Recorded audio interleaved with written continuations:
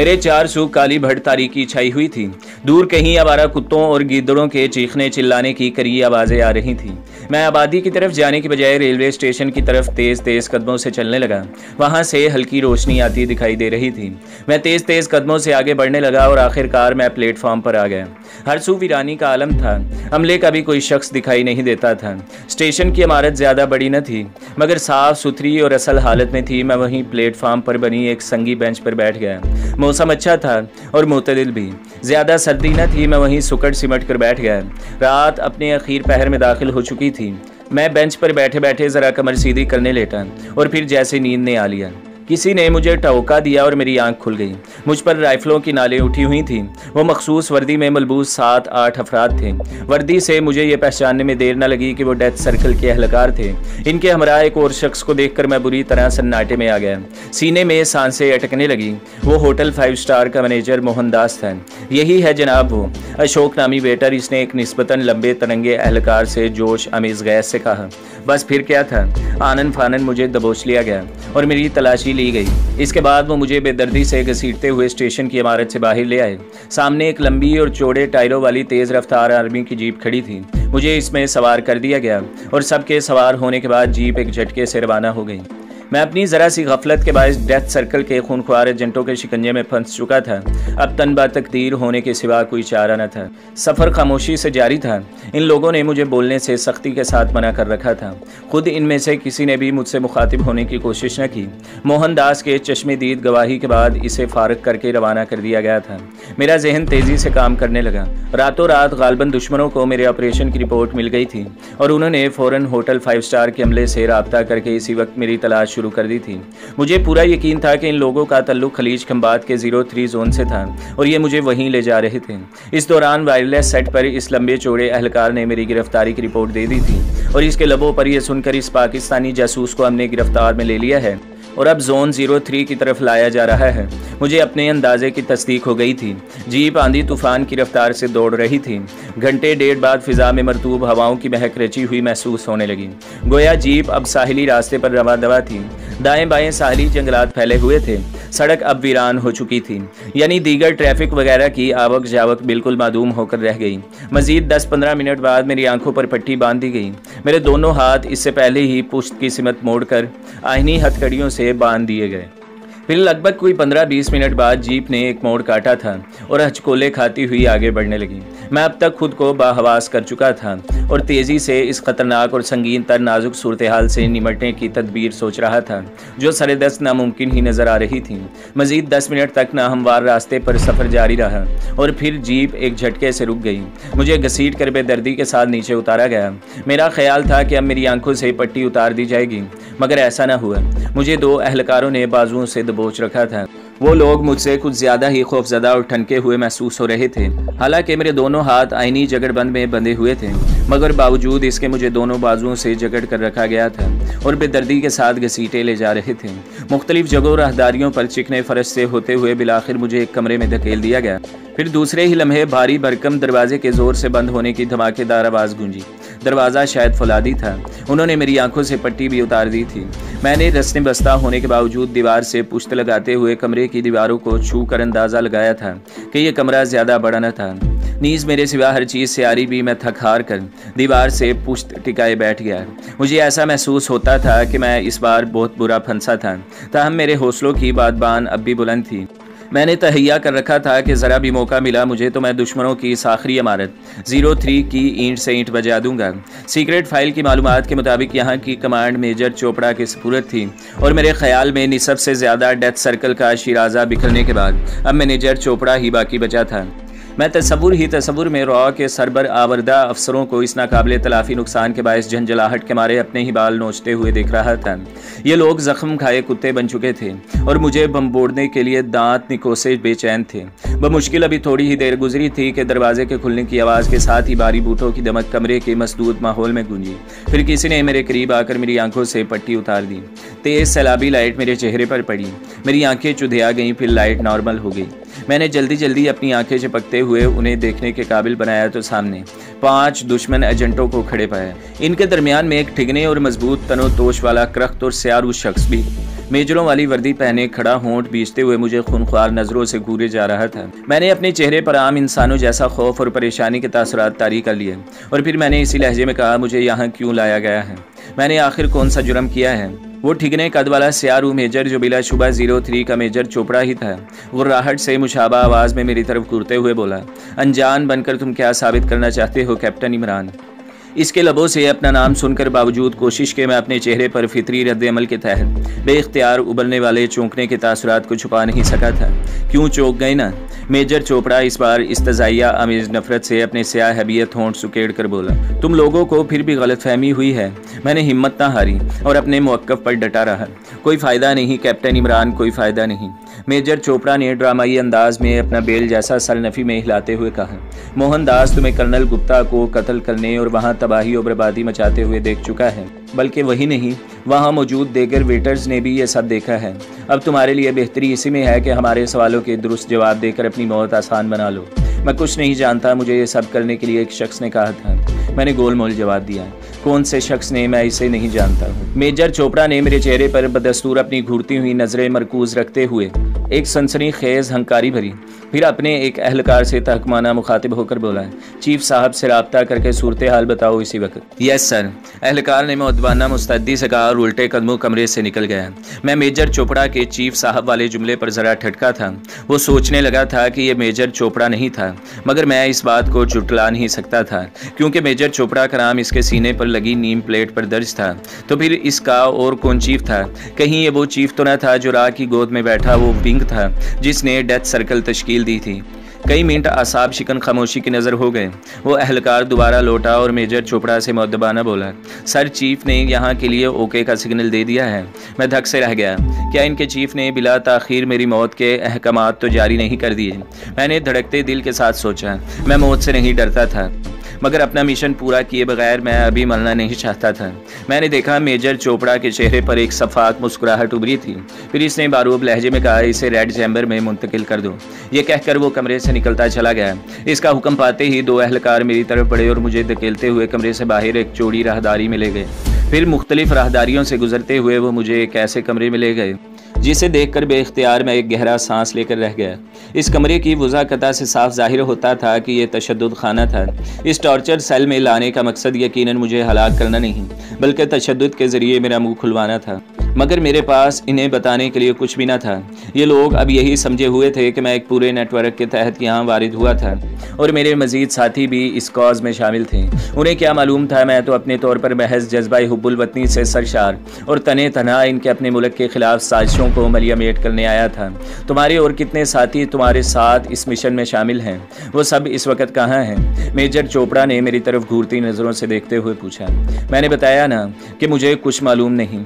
मैं तो एक शख्स के कहने पर भारी मुआवजे के लालच में ये काम कर रहा था। मैंने वही जवाब दोहरा दिया। सुल्तान जहांजेब राजा पटेल को तुमने ही हलाक किया था? नहीं, मैंने नफ़ी में सर हिलाते हुए जवाब दिया। अच्छा, और सत्यापाल? मैं इसे भी नहीं जानता हूँ। तो गोया तुम ऐसे ज़बान नहीं खोलोगे? मेजर चोपड़ा मुझे घूरते हुए सनसनी खेज लहजे में बोला। इसके बाद इसने वहाँ मौजूद अपने चंद अहलकारों को मखसूस इशारा किया। वो चाबी भरे खिलौनों की तरह हरकत में आए और मुझे कमरे के वस्त में ज़मीन पर गड़े एक आईनी स्टूल पर बिठा दिया गया। मेरे दोनों हाथ पहले ही पुश्त पर बंधे हुए थे और उन्होंने मेरी दोनों टांगें भी आयरन स्टूल की इकलौती मगर फौलादी टांग पर नस्ब आईनी कुंडों में फंसा कर बांध दी जो ज़मीन में गड़ा हुआ था। छत पर ऐन मेरे सर के ऊपर एक कंटोप झूल रहा था। कमरे के एक कोने में नस्ब एक पैनल के सामने कुर्सी पर बैठे हुए एक अहलकार ने बटनों से छेड़छाड़ शुरू कर दी। कंटोप अब धीरे धीरे नीचे आने लगा और फिर मेरे सर के ऐन करीब आकर रुक गया। इसके बाद कमरे की लाइट ऑफ कर दी गई, मगर लाइट ऑफ होते ही कंटोप के अंदर नस्ब फ्लड लाइट रोशन हो गई। यह सुर्ख रंग की रोशनी थी जिससे मेरा पूरा वजूद नहा गया था, मगर इसके साथ ही बाकी मंजर मेरी आंखों से ओझल हो चुका था। चंद सानिये ही बीते होंगे कि सुर्ख रंग की फ्लड लाइट की हिद्दत बढ़ने लगी और फिर दूसरे ही लम्हे एक लर्जा देने वाले ख्याल से मैं कांप गया। ये सुर्ख लाइट बतदरीज एक तेज़ तपिश में तब्दील होती जा रही थी, बिल्कुल इस तरह जिस तरह ओन में कोई सालम चरखा भूना जाए। मेरा पूरा वजूद पसीने में नहा गया। ज़रा ही देर बाद वो भी तेज़ तपिश के बायस खुश्क हो गया। अब वो तपिश मेरे लिए नाकाबिले बर्दाश्त होने लगी। मुझे अपने वजूद की खाल खींचती हुई महसूस होने लगी। दम घुटने लगा। तपिश इस कदर बढ़ गई कि मुझे अपना पूरा वजूद सुलगता हुआ महसूस होने लगा, जैसे मुझे सुलगते हुए कोयलों पर रख दिया गया हो। मैं इस जहन्नमी तपिश के बायस हलक के बल चीखने लगा। मारे अजियत के मेरा पूरा वजूद लर्जने लगा। हमारे सवालों के दुरुस्त जवाब दे दो, वरना तुम्हारा पूरा वजूद जलकर कोयला बन जाएगा। अचानक खंजीर सिफत मेजर चोपड़ा की गजब आलूद आवाज़ उभरी। मैं कुछ नहीं जानता, तुम लोग बिला वजह मुझ पर जुल्म कर रहे हो। मैं बमुश्किल अपने रूम में सरायत की हुई अजियत नाकी को गोया दांतों तले भींचते हुए बमुश्किल बोला, ठीक है तो फिर इस तरह अपने जलने का तमाशा देखते रहो। मेजर चोपड़ा की झिल्लाई हुई मगर सफाक आवाज़ उभरी। दफतन तपिश कम होती चली गई। अगले ही लम्हे मुझ पर बाल्टी भरकर पानी फेंका गया। जलते वजूद पर यकदम इस कदर सर्द पानी से मेरी अजियत को कई गुना बढ़ा दिया गया और बेख्तियार मेरे हलक से एक बार फिर लर्जा खेज चीख उभरी। मुझे अपनी रूह फना होती महसूस हुई। फिर इस दूसरी और बेपनाह अजियत के नाकाबिले बर्दाश्त होते ही मेरा सर एक तरफ को ढलक गया। दोबारा होश आया तो सब कुछ वैसे ही था। मैं इसी तरह स्टूल पर रसन बस्ता बैठा था। अलबत्ता कमरे में अब रोशनी हो चुकी थी। कंटोप को दोबारा छत की तरफ खींच दिया गया था। मैं बुरी तरह निढाल हो चुका था। मेरे पूरे वजूद में आबले पड़ चुके थे। मेरे वजूद की ऐसी कौन सी जगह थी जहाँ से शदीद टेसे नहीं उठ रही थी। पूरा वजूद अंगारा बना दहक रहा था। मैंने नीम आंखों से सामने देखा। एक अहलकार ने अपने हाथ में मीख खींचने वाला जमूर पकड़ा हुआ था। वो मेरे करीब आकर पुश्त के पीछे खड़ा हो गया। मुझ में तो अब चीखने की तो क्या बोलने की भी सिक्कत न रही थी। मुझे दो मजीद अहलकारों ने थामे रखा था ताकि मैं स्टूल से गिर न पड़ूं। मेरे अकब में अपना रुख मोड़ने वाले एक मज़कूरा अहलकार ने मेरे दाएं हाथ की एक उंगली पकड़ी। जमूर से इसका नाखून पकड़कर ज़ोर से खींचा तो जैसे मेरी रूह तक अजियत के मारे फना हो गई। इस अजियत के नाकाबिले बर्दाश्त लहर ने मुझे अदमुआ होने के बावजूद करबनाक चीख बुलंद करने पर मजबूर कर दिया था। अब भी वक्त है हमें सच सच अपने और अपने साथियों के बारे में बता दो, वरना इसी तरह बारी बारी तुम्हारे हाथों और पैरों के सब नाखून खींच लिए जाएंगे। मेजर चोपड़ा की करख्त और सफाक आवाज़ मेरी जख्मी समातों से टकराई। पानी पानी, मैंने लर्जीदा लबों से बमुश्किल कहा तो पानी का एक पूरा जग मेरे कपकपाते होंठों से लगा दिया गया। अभी मैंने चंद घूंट ही पिए थे कि जग मेरे प्यासे होंठों से हटा दिया गया। हाँ अब बोलो, मेजर चोपड़ा की दोबारा पाटदार आवाज़ उभरी। मुझे कुछ सोचने का मौका दो। मैं बमुश्किल इतना कहकर बुरी तरह हाँफने लगा। मेजर चोपड़ा मेरी बात पर कुछ सोचने लगा। इसके बाद इसने अपने अहलकारों से कुछ कहा था जो मैं न समझ सका। तब इतना ज़रूर था कि मुझे इस अजियत गाह से निकाल कर दोबारा इस कमरे में उठा ला फेंका गया जहाँ पहले रखा गया था। मेरे दोनों हाथ अब भी पुश्त पर बंधे हुए थे, अलबत्ता मेरी दोनों टांगें आज़ाद थीं और इस बार मेरी आंखों पर पट्टी भी नहीं बंधी हुई थी। मेरी नाखून खिंची हुई उंगली से खून रसने के बाद खुद ही सूख कर रुक गया था। मैं कमरे में तन्हा था। मैं अपने मुख्तल हवासों को मुज्तमा करते हुए इनकी कैद से आज़ाद होने के बारे में सोचने लगा। सबसे पहले मैंने कमरे का बगौर जायज़ा लिया। छत की सिमत दीवार पर सिर्फ एक आहिनी गोलों वाला रोशनदान था जो बहुत बुलंद था। मैं सोच रहा था कि किसी तरह मेरे दोनों हाथ आज़ाद हो जाएं तो मैं आज़ादी के लिए कुछ हाथ पाँव हिला सकूं। मेरा पूरा वजूद दुखन के बायस दर्द कर रहा था। दाएं हाथ की ज़ख्मी उंगली शायद सूज गई थी। मैं सबसे पहले अपने बंधे हुए हाथों की वो आहिनी हथकड़ी खोलने का सबब तलाश कर रहा था, मगर कोई ऐसी तरकीब जहन में आ ही नहीं पा रही थी। रस्सी होती तो कुछ न कुछ सोचा जा सकता था, मगर आइनी हथकड़ी को बगैर चाबी के खोलना काटना नामुमकिन था। मेजर चोपड़ा शायद मुझ पर इंसानियत सोच तशद्दुद करने के बाद ज़रा सुस्ता रहा था। मुझे बहुत थोड़ी मोहलत मिली थी। 15-20 मिनट बाद दरवाज़ा खुला। मेजर चोपड़ा अपने चंद मुसल्ले अहलकारों के साथ एक बार फिर मेरे सामने मौजूद था। हाँ अब सीधी तरह हमारे सवालों के जवाबात देते चले जाओ, वरना आग में जलने के लिए तैयार हो जाओ, वो खौफनाक लहजे में बोला। मेरा जहन तेज़ी से काम कर रहा था। जिस्मानी तदाबीर की तमाम राहें मसदूद थीं, मगर जहन और दिमाग तो आज़ाद थे। अब अकल के सहारे ही मुफर की राह बुझाई जा सकती थी। मेरा नाम कैप्टन इमरान है। बिलाखिर मैंने जहन में उभरने वाली एक फौरी प्लानिंग के तहत बतदरीज थोड़ा झूठ बोलना गवारा किया ताकि मेरी तरकीब बार आवर साबित हो सके। मेरा जवाब सुनकर यकदम मेजर चोपड़ा की आंखों में चमक उभरी थी। सुल्तान जहाज़ेब और राजा पटेल को तुमने ही मौत के घाट उतारा है। हाँ, और सत्यापाल, इसे भी मैंने ही हलाक किया था। कर्नल गुप्ता वगैरह को हलाक करने और तबाही मचाने के बाद तुमने ही वहाँ से सीक्रेट फाइल उड़ाई। हाँ, वो फाइल कहाँ है? अपने साथियों के हवाले कर दी है। तुम्हारे साथ इस मिशन पर और कितने सरफरोश हैं? 5। सच बोलने के बाद मैं ज़रा दरोग गोई से काम लेना चाहता था। वो कहाँ है? मुख्तलिफ जगहों पर थे। अपने साथियों के नाम और जगहों के पते बताओ। 3 हलाक हो चुके हैं, बाकी 2 बचे हैं। वो शंकर और राजकुमार के नाम से यहाँ मुकीम है। इन जगहों के नाम बताओ। शंकर इस वक्त कहाँ है?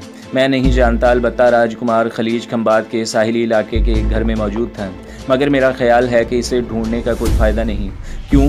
इसलिए कि ख़तरे की सूरत में इसने जगह बदलने का फ़ैसला कर लिया था। राजकुमार, हाँ वही तुम लोगों के लिए ज़्यादा अहम हो सकता है, क्योंकि इसने वेटर के भेस में तुम्हारे डेथ सर्कल के जोन 02 से रॉ के मुतल्लिक कई अहम फाइलें उड़ाई थीं जो वो मेरे हवाले करना चाहता था। मेजर चोपड़ा की आंखें फैल गईं। मेरे मुंह से डेथ सर्कल के 021 और रॉ का नाम सुनकर इसकी आंखों पर गहरी तशवीश के साए नमूदार होने लगे। राजकुमार से आखिर कोई तुम्हारे राब्ते का तो कोई तरीका होगा। इसने मुझसे थोड़े दिनों बाद होटल 5 स्टार में राब्ता करना था। मैंने आखिरी पत्ता फेंका। ये मेरी तरफ चाल थी और मैं महसूस कर रहा था कि मेरी झूठ में थोड़ी सी सच की अमेज़त से इसे मेरी तारे अनकबूत में जकड़ लिया है।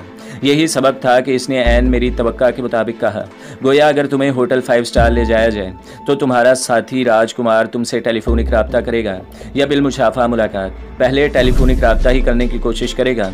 मेजर चोपड़ा ने एक पुरसोच हंकारी भरी और चंद सानिये के लिए किसी सोच में मुतगरक हो गया। मेरा दिल कामयाबी की उम्मीद से बेतरह धड़कने लगा। इसके बाद वो लौट गया। फौलादी दरवाज़ा गूंजदार धमक के साथ बंद हो गया। मैं समझ रहा था कि मेजर चोपड़ा मेरी बताई हुई बातों के तनाज़ुर में आइंदा के लिए कोई लाया अमल तैयार करना चाहता था। पूरा एक दिन गुजर गया था।